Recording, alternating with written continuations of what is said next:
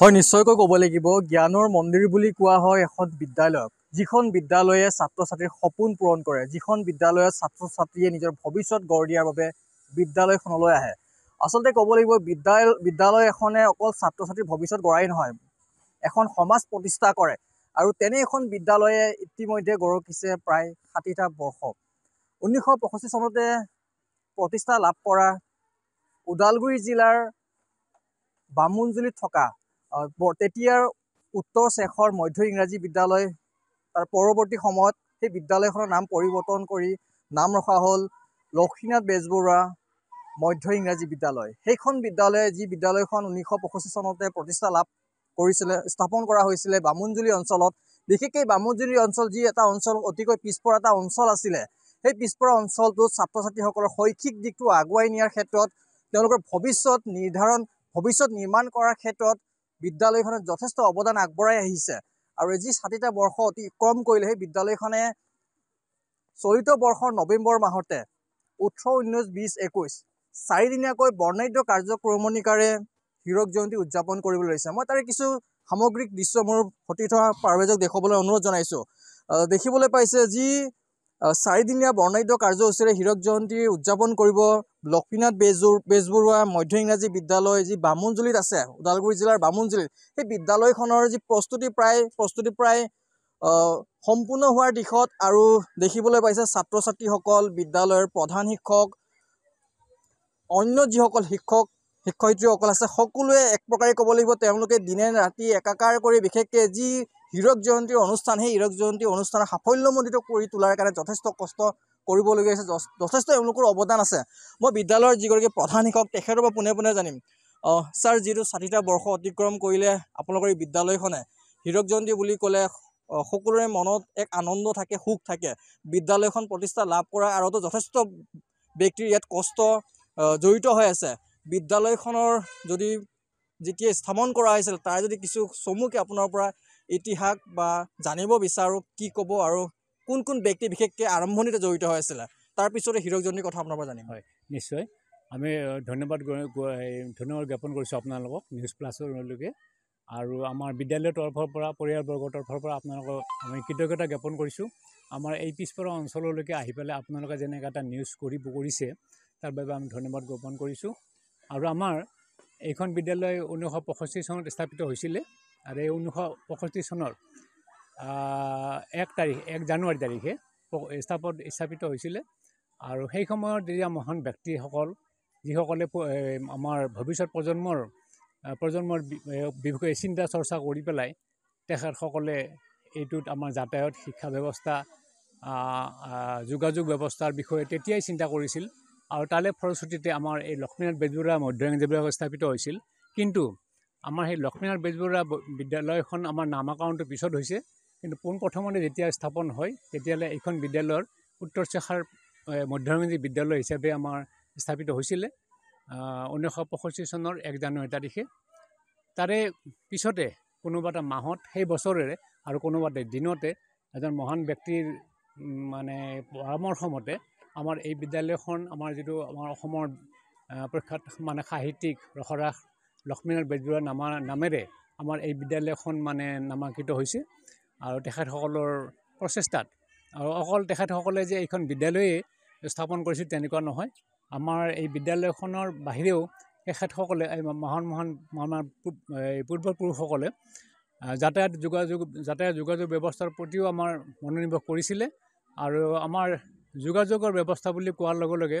আমাৰ এই পিছপৰা অঞ্চলটোৰ পৰা তেতিয়া আমাৰ মঙলদৈ আছিলে মহকুমা সেইখিনি সময়ত আমাৰ ইয়াৰ পৰা 2খন ট্ৰেন্সপৰ্ট বাছ চলিছিলে ইয়াতে যাতায়াতৰ ব্যৱস্থাৰ আৰু তেনেকুৱা যাতায়াত ব্যৱস্থা আমাৰ ভিতৰত নাছিলে তাৰ পিছত আমাৰ যোগাযোগৰ ব্যৱস্থাৰ ক্ষেত্ৰত আমাৰ ইয়াতে ডাকঘৰৰ ব্যৱস্থা কৰিছে তেখেতসকলে তাৰপিছত আমাৰ যিহেতু এই এলেকাটো চাহ বাগিচা এলেকা আৰু চাহ বাগিচা এলেকাত সেইখিনি সময়ত খুবৰ এটা মাদক দ্ৰব্যৰ প্ৰচলনটো বেছি আছিলে সেই কথা চিন্তা চৰ্চাই কণ্ট্ৰলৰ কাৰণে সেই কথা চিন্তা চৰ্চা কৰি তেখেতসকলে আমাৰ এটা আবকাৰী বিভাগৰ এটা কেম্প এটাও আমাৰ অফিচ এটাও ইয়াতে স্থাপন কৰিছিলে তাৰোপৰি আমাৰ তেখেতসকলে চিন্তা চৰ্চা কৰিছিলে যে অকল লক্ষ্মীনাথ বেজবৰুৱা মধ্য ইংৰাজী বিদ্যালয় বা মধ্য ইংৰাজী বিদ্যালয় স্থাপন কৰিলেই নহ'ব আৰু তাৰপিছতে এক বছৰ পিছতে 1966 চনত 1966ত এইটো চৌহদতে উত্তৰ চেখাৰ প্ৰাথমিক বিদ্যালয় বুলি এখন হেৰি কৰিলে। প্ৰথমতে এম ই স্কুলখন হ'ল, কিন্তু এক বছৰ পিছত তেখেতলোকে চিন্তা কৰিলে যে আমাৰ প্ৰাথমিক বিদ্যালয় এখন লাগে। সেইকাৰণে ইয়াতে প্ৰাথমিক বিদ্যালয় এখনো মানে স্থাপিত হ'ল। আৰু তাতে মুখ্য ভূমিকা লৈছিলে আমাৰ বামুণজুৰি চাহ বাগিচাৰে ফাৰ্মাচিষ্ট আছিলে এগৰাকী বৰকটকীদেৱ, হেমচন্দ্ৰ বৰকটকীদেৱ। তেখেতৰ প্ৰচেষ্টাত এই প্ৰাথমিক বিদ্যালয়খন মানে পৰিচালিত হৈছিলে। আৰু তেতিয়াই আমাৰ বিদ্যালয়খনত এইখন মধ্যমীয়া বিদ্যালয়ৰ ক্ষেত্ৰত আমাৰ প্ৰতিষ্ঠাপক মানে শিক্ষক আছিলে এই নৰেশ্বৰ বৰ্মন, পঞ্চমন ডেকা ছাৰ, কালীচৰণ ঠাকুৰীয়া আছিলে, উদ্ধৱ পাঠক আছিল, শিৱলাল শৰ্মা, এনেকৈ তেখেতসকলে প্ৰতিষ্ঠাপক শিক্ষক আছিলে। ছাৰ, যিটো 4 দিনীয়াকৈ আপোনালোকে কাৰ্যসূচী লৈছে, বৰ্ণাঢ্য কাৰ্যসূচী, 4 দিনীয়া কাৰ্যসূচীত কি কাৰ্যসূচী হাতত লৈছে আৰু কোন ব্যক্তি বিশেষকৈ উপস্থিত থাকিব, মুখ্য অতিথি বিশিষ্ট অতিথি কোন থাকিব ইয়াতে? হয়, আমি তাৰমানে প্ৰথম দিনৰ কাৰ্যসূচী আছে। প্ৰথম দিনৰ কাৰ্যসূচীত আমি প্ৰথম কথা হৈছে কি, আমাৰ তোৰণখন উন্মোচন কৰিম। স্থায়ী তোৰণ এখন আমি দান কৰিছিলোঁ। ইয়াৰে প্ৰতিষ্ঠাপক সভাপতি, বিদ্যালয় পৰিচালনা সভাপতি কামাখ্যা মোহন দত্ত চৌধুৰীৰ পৰিয়ালবৰ্গই এই স্থায়ী তোৰণখন দান কৰিছে তেখেতসকলে। তাৰপিছত আমাৰ বিদ্যালয়ৰ শিক্ষকসকল, গুৰুবৃন্দ, বিদ্যালয় পৰিচালনা সমিতি আৰু ছাত্ৰ ছাত্ৰীৰ অনুদানেৰে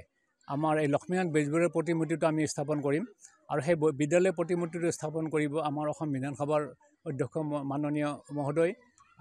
বিশ্বজিৎ দৈমাৰী ছাৰে। তেখেতে উন্মোচন কৰিব। আমাৰ স্থায়ী যিটো তোৰণ, স্থায়ী তোৰণটো উদ্বোধন কৰিব আমাৰ নৱনিৰ্বাচিত MCLA পলটপ্পু ডাঙৰীয়াই। তেখেতে নৰা চেৰপাং 33 নং নৰা চেৰপাং সমষ্টিৰ MCLA, তেখেতে উদ্বোধন কৰিব। তাৰে পিছত আমাৰ কাৰ্যসূচী হ'ব 60খন পতাকা উত্তোলন। আমাৰ যিহেতু 60 বছৰ হ'ল, এই 60 বছৰত 60খন পতাকা উত্তোলন কৰিব আমাৰ স্থানীয় আৰু ব্যক্তিসকলে কৰিব, পুৰণা বয়োজ্যেষ্ঠ ব্যক্তিসকলে তেখেতসকলে কৰিব। বিভিন্ন সংগঠনৰ আছে, তেনেকৈ তেখেতে 60খন পতাকা উত্তোলন কৰিব। তাৰে পিছতে আমি স্মৃতি তৰ্পণ কৰিম। স্মৃতি তৰ্পণ আমাৰ আগতে কৈ গৈছোঁ মই, যে আমাৰ এই বিদ্যালয়ত যিবিলাকে ত্যাগ স্বীকাৰ কৰিছিলে, ত্যাগ স্বীকাৰ কৰি এইখন বিদ্যালয় স্থাপন কৰিছে, তেখেতসকলৰ স্মৃতিত লগতে এইখন বিদ্যালয়ত মানে অধ্যয়ন কৰি হয়তো যিটো মানে তেখেতসকলে কিবা কাৰণত হওক মৃত্যুবৰণ কৰিছিলে বা অসুখৰ কাৰণে মৃত্যুবৰণ কৰিছে, বা আমাৰ শিক্ষকসকল যিবিলাক প্ৰয়াত শিক্ষকসকলক স্মৰণ কৰিবৰ কাৰণে স্মৃতি তৰ্পণৰ ব্যৱস্থা আমি কৰিছোঁ। লগতে আমাৰ বৰ্তমান যিটো এটা চলি আছে, আমাৰ বিখ্যাত সংগীতজ্ঞ আছিলে, পৃথিৱীৰ বিখ্যাত সংগীতজ্ঞ জুবিন গাৰ্গদেৱৰ মানে স্মৃতিত আমি শ্ৰদ্ধাঞ্জলি, আৰু লগতে ডক্টৰ ভূপেন হাজৰিকাৰ যিটো 100 বৰ্ষৰ এটা হেৰি চলি আছে, তেখেতসকলৰ তেওঁৰ স্মৃতিতে আমি এটা শ্ৰদ্ধাঞ্জলি অনুষ্ঠানো আমি কৰিব গৈছিলোঁ প্ৰথম দিনৰ কাৰ্যসূচী। আৰু দ্বিতীয় দিনৰ কাৰ্যসূচী থাকিব আমাৰ শোভাযাত্ৰা, সাংস্কৃতিক শোভাযাত্ৰা থাকিব। আৰু সাংস্কৃতিক শোভাযাত্ৰা আমাৰ উদ্বোধন কৰিব আমাৰ স্থানীয় ব্যক্তি তথা টংলা কলেজৰ প্ৰবক্তা কৃষ্ণকান্ত বসুমতাৰীদেৱে। তেখেতে সেইখিনি আমাৰ শোভাযাত্ৰাটো উদ্বোধন কৰিব। সেইখিনি কৰাৰ পিছতে আমাৰ এটা খুব আকৰ্ষণীয়, অত্যন্ত আকৰ্ষণীয় আমাৰ এটা কাৰ্যসূচী হ'ব। সেইটো আমাৰ শোভাযাত্ৰাৰ পিছে সদৌ অসম ভিত্তিত আমাৰ এটা তৰ্ক প্ৰতিযোগিতা এটা আমি অনুষ্ঠিত কৰিছোঁ। আৰু সেই তৰ্ক প্ৰতিযোগিতাত আমি ডিব্ৰুগড়, যোৰহাট, নগাঁও, গুৱাহাটীৰ বিভিন্ন কলেজৰ পৰা আহিব, বৰপেটা, নলবাৰী এই ডিষ্ট্ৰিক্টৰ পৰাও আমাৰ ইয়াতে সেই প্ৰতিযোগিতাত অংশগ্ৰহণ কৰিব। আমি ভাবোঁ মানে এই অঞ্চলৰ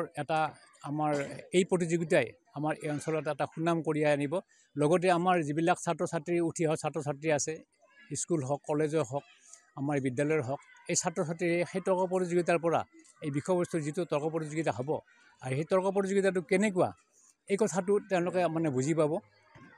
আমাৰ ল'ৰা ছোৱালী বহুত পিছপৰা ল'ৰা ছোৱালী আছে ইয়াতে, গতিকে আমি অন্ততঃ সেইটো এটা প্ৰয়াস কৰিছোঁ, কিবা এটা ছাত্ৰ ছাত্ৰীক আমি দিবৰ কাৰণে। দিনৰ কাৰ্যসূচী আমি বিশেষ ৰখা নাই, যিহেতু তাতে মুকলি সভা আমাৰ অনুষ্ঠিত কৰিম। আমি মুকলি সভা 10টা বজাত আমি অনুষ্ঠিত কৰিম। তাতে আমি আমাৰ মুখ্য অতিথি হিচাপে আমি মাতিছোঁ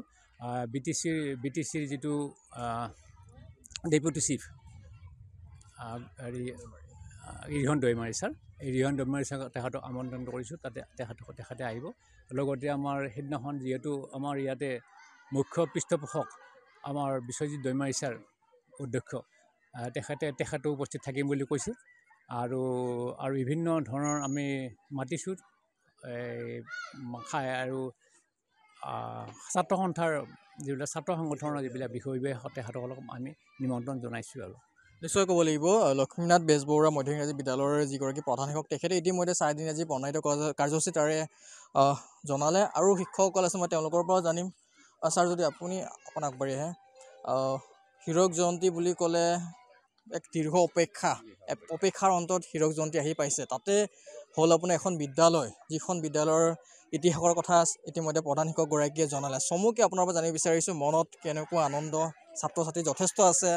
এখন বিদ্যালয়ৰ পঢ়া শুনা যথেষ্ট ভাল এক নাম আছে কি ক'ব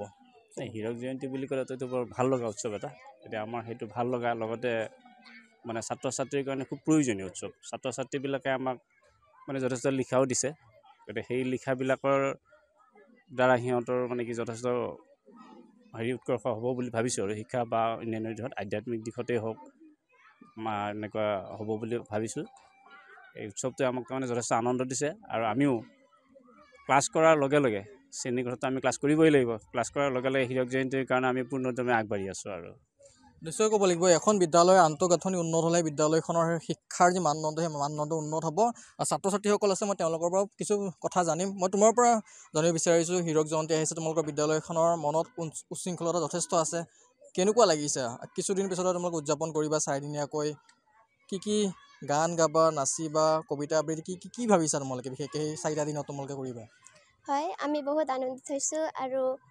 আমি বহুত গৌৰৱো অনুভৱ কৰিছোঁ ইমান পিছপৰা অঞ্চলত আমাৰ ইমান ডাঙৰ উৎসৱ এটা অনুষ্ঠিত হ'বলৈ গৈ আছে আৰু ইমান বিশেষ ভাবা নাই আৰু কিবা কিবি কৰিম ভাল লাগি আছে বহুত ভাল লাগি আছে আৰু বহুত উৎসাহিত আছোঁ কেনেকুৱা লাগিছে তোমালোকৰ ভাল লাগিছে কি কৰিবা নাচ গান কৰিবা কবিতা আবৃত্তি তাৰপিছত স্কুল বিদ্যালয়খন পঢ়ি কেনেকুৱা লাগে ভালেই লাগে হয় নিশ্চয় ক'ব লাগিব এইদৰে আচলতে আৰু এগৰাকী ছাত্ৰ আছে মই তেওঁৰ পৰা জানিম যিটো তোমালোকৰ হীৰক জয়ন্তী বিদ্যালয়খনৰ আহি আছে কেনেকুৱা লাগি আছে মনত ফূৰ্তি আনন্দ কেনেকুৱা লাগিছে মনটো ভাল লাগিছে আমাৰ কি কৰিবা বহুত গান নাচ গান কৰিব লাগিব আৰু আমাৰ লক্ষ্মীনাথ বেজবৰুৱা মধ্য ইংৰাজী বিদ্যালয়ত হীৰক জয়ন্তী উৎসৱ উদযাপন কৰা হ'ব 60 বছৰ মূৰে আমাক বহুত ভাল লাগিছে গতিকে আমাৰ এই অঞ্চলটো আগবাঢ়ি যাব পাৰে ইয়াত পঢ়ি কেনেকুৱা লাগিছে স্কুলৰ বিদ্যালয়খনৰ এক সুনাম আছে কিন্তু ইয়াৰ পৰা যথেষ্ট ছাত্ৰ ছাত্ৰী ওলাই গৈছে তেওঁলোকে সমাজ সেৱাৰ লগত জড়িত হৈ পৰিছে বিভিন্ন পদত তেওঁলোকে ভাল পদত তেওঁলোকে ইতিমধ্যে অধিষ্ঠ হৈছে ভৱিষ্যতে কি হোৱাৰ সপোন ৰচিছে বিশেষকৈ এই বিদ্যালয়খনৰ পৰা পঢ়ি মই এজন ভাল মানুহ হ'ব বিচাৰিছোঁ নিশ্চয়কৈ ডক্টৰ ইঞ্জিনিয়াৰ পিছত প্ৰথম আহে ভাল মানুহ এগৰাকী হ'ব লাগে আৰু ছাত্ৰগৰাকীৰ যি সপোন সেই সপোন সাৰ্থক হওক তাৰে কামনা কৰিছোঁ আৰু ক'ব লাগিব নিশ্চয়কৈ এখন বিদ্যালয়ৰ যেতিয়া হীৰক জয়ন্তী উদযাপন কৰিবলগীয়া যথেষ্ট লোকে আচলতে ইয়াত শ্ৰমদানৰ পৰা আৰম্ভ কৰি যথেষ্ট কষ্ট কৰিবলগীয়া হয় উদযাপন সমিতিও এখন থাকে আপোনাৰ পৰা জানিব বিচাৰিছোঁ স্কুল মেনেজমেণ্ট কমিটিও থাকে মই কৈছোঁ বিদ্যালয় পৰিচালনা সমিতিও এখন থাকে কেনেকুৱা অনুভৱ প্ৰথমবাৰ হীৰক জয়ন্তী বিদ্যালয়খনৰ খুব এটা পিছপৰা অঞ্চল চমুকে এই পিছপৰা অঞ্চলটোৰ কাৰণে মানে খুবেই ভাল লগা এটা অনুষ্ঠান আৰু আমাৰ এই অঞ্চলটোত তাৰমানে শিক্ষাৰ দিশৰ ল'ৰা ছোৱালী বা আমাৰ ৰাইজ বহুত পিছপৰা তো এই অনুষ্ঠানটোৰ দ্বাৰা আমাৰ ৰাইজ বহুত উপকৃত হ'ব লগতে আমাৰ ল'ৰা ছোৱালীও উপকৃত হ'ব এইখিনিয়ে মই ক'ব লাগে অৰ্থনীতি হিচাপত যিখিনি পইচা দিয়ে চৰকাৰে সেইখিনি তাৰমানে আমাৰ এই পিছপৰা অঞ্চলটোৰ কাৰণে অতি নগণ্য বুলি মই ভাবোঁ আৰু কাৰণ এই অঞ্চলটোৰ ল'ৰা ছোৱালী মানে খুবেই দুখীয়া ঘৰৰ ল'ৰা ছোৱালী আহে ইয়াত পঢ়িবৰ কাৰণে সেইকাৰণে চৰকাৰে তাৰমানে এই অঞ্চল অনুযায়ী তাৰমানে কিছুমান আন্তঃগাঁথনি সেইটো সলনি কৰি দিব লাগে হয়তো উন্নত ঠাইত বেলেগ হ'ব লাগে আৰু পিছপৰা অঞ্চলত অলপ বেলেগ হ'ব লাগে সেইখিনিয়ে মই ক'ব লাগে নিশ্চয় ক'ব লাগিব ৰাইজৰ সহায় সহযোগিতাৰ অবিহনে এখন অনুষ্ঠান কেতিয়াও সফল নহয় ৰাইজৰ যথেষ্ট অৱদান লাগিব নিশ্চয়কৈ ক'ব লাগিব যে 4 দিনীয়া বৰ্ণাঢ্য কাৰ্যসূচী 18, 19, 20, 21 এই 4 দিনীয়া বৰ্ণাঢ্য কাৰ্যসূচীৰে এইবেলি ওদালগুৰি জিলাৰ বামুণজুলিত থকা যি লক্ষ্মীনাথ বেজবৰুৱা মধ্য ইংৰাজী বিদ্যালয়ৰ হীৰক জয়ন্তী উদযাপন কৰা হ'ব আৰু ইতিমধ্যে যি ইয়াৰে প্ৰধান শিক্ষকগৰাকী ইতিমধ্যে সকলোৱে আহ্বান জনাইছে বিশেষকৈ 4 দিনীয়া যি বৰ্ণাঢ্য কাৰ্যসূচীত ইয়াৰ যিসকল প্ৰাক্তন ছাত্ৰ ছাত্ৰী প্ৰাক্তন শিক্ষক শিক্ষয়িত্ৰী বা এই বিদ্যালয়খনৰ লগত জড়িত হৈ থকা যিসকল ব্যক্তি দূৰ দূৰণিত আছে সকলোৱে আহি বিশেষকৈ 4 দিনীয়া বৰ্ণাঢ্য কাৰ্যসূচীত অংশগ্ৰহণ কৰক আৰু বিদ্যালয়খনৰ বা এই অনুষ্ঠানটোৰ যি অনুষ্ঠানটো সাফল্যমণ্ডিত কৰি তোলাৰ কাৰণে সকলোৱে আগভাগ লওক। যিকোনো খবৰৰ বাবে যোগাযোগ কৰক 7099017330 লগতে 7099017110 নম্বৰত।